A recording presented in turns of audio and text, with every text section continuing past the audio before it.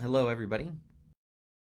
Weekly devotion, we're going through the Psalms and actually taking some insight and wisdom from my favorite theologian, Dietrich Bonhoeffer, who wrote Meditations on the Psalms.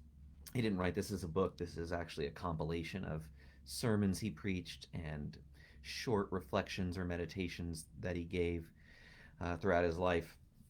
And uh, taking what we can from those and hopefully gaining some comfort and some insight. So, again, if you're just looking at the Psalms, Bonhoeffer is sharing some of his reflections on the Psalms. Today, we're going to look at Psalm 71, verse 18. And just at the one verse, here's what it says: Even when I am old and gray, do not forsake me, O God, till I declare your power to the next generation, your might to all who are to come. Now, knowing what we know about Bonhoeffer, this is an interesting passage because we know that he didn't become old and gray. We know he didn't live a long life. He was executed just a couple, 2 weeks before the end of the war. He was put to death. So we read his thoughts with that in mind, although he didn't know.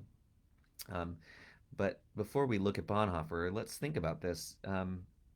We think about growing old, and for some we're all at different phases of life.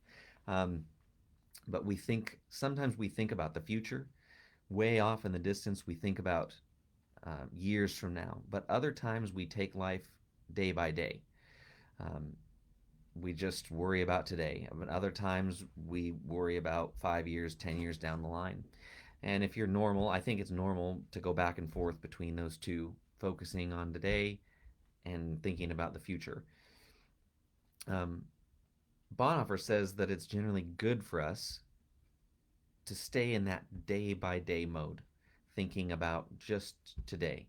He writes, learning to be obedient each new day is enough for us. And isn't that the truth? It's hard enough just to be obedient today rather than thinking about how we're going to be obedient in 5 years. And Jesus says something similar in the Sermon on the Mount, that tomorrow has worry of its own. Let today's worry be enough for today. You can't add anything to your life by worrying. But in Bonhoeffer's circumstances, his words are poignant because he had reason to believe that his life wouldn't be long. And as I said, we know it wouldn't be. But he says something interesting. Listen to what he writes.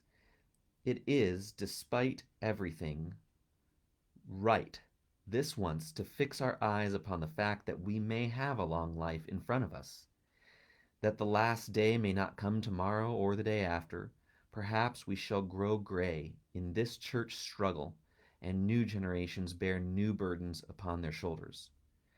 For Bonhoeffer, that meant thinking about the possibility that the struggle against the Nazis, against that kind of evil, that struggle may continue on and on. Imagine thinking that your children would have to fight that battle, that it wouldn't be won in your lifetime. And Bonhoeffer says it's right sometimes to think that our struggles might go on, not just in our life, but in our generation, in the generations that come after us. And that's actually not always a comforting thought, that our struggles against hate and ignorance and racism and bigotry and violence, that they may not be won. It's hard to think that it's possible that the world will be a less safe, a less Christian, a less merciful place than it was for us. It reminds me of this cartoon I read once. This crazy old man with a beard is holding a sign that says, "The end is near." And next to him is another crazy bearded old man. And his sign says, "This will never end."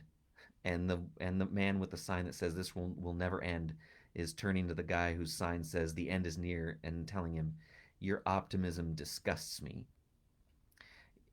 And my point is not to bring you down, but it's good as right as Bonhoeffer says to think about the fact that our struggle to live in the world as God would have us live, it may go on and it may even get harder.